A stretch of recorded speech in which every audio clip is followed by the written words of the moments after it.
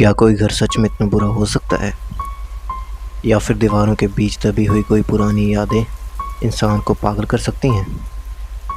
18 दिसंबर 1975, New York का Amityville इलाका। लड्स family अपने सपनों के घर में शिफ्ट हुई थी, लेकिन उन्हें क्या पता था कि 28 दिन बाद वो अपनी जान बचाकर वहाँ से ऐसे भागेंगे कि किसी ने सोचा ही नहीं होगा। इस घर की कहानी लड्स फैमिली से शुरू नहीं होती। ठीक एक साल पहले 13 नवंबर 1974 को इस घर के अंदर एक खौफनाक मंजर देखा गया था। रात के सन्नाटे में रोनाल्ड डिफेयो जूनियर ने अपनी बंदूक उठाई और अपने सोते हुए माता पिता और 4 भाई बहनों की हत्या कर दी। जब पुलिस ने उससे पूछा कि उसने ऐसा क्यों किया, तो उसका जवाब था, घर की आवाज़ों ने मुझसे करवाया। 28 दिन का आतंक।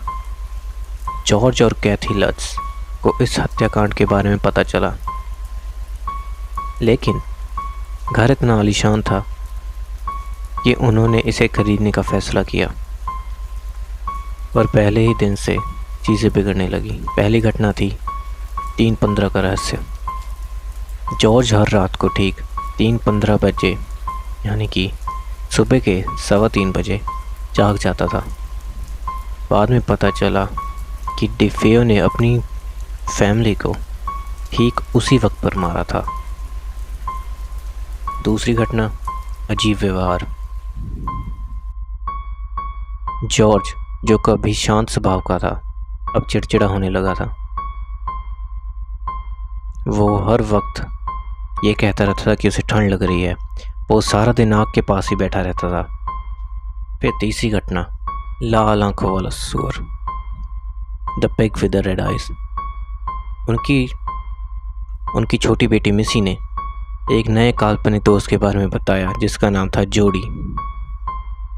मिसी के मुताबिक जोडी एक पिग जैसा दिखता था और उसकी आंखें अंगारों की तरह लाल थीं। फिर शुरू होती है असली कहानी।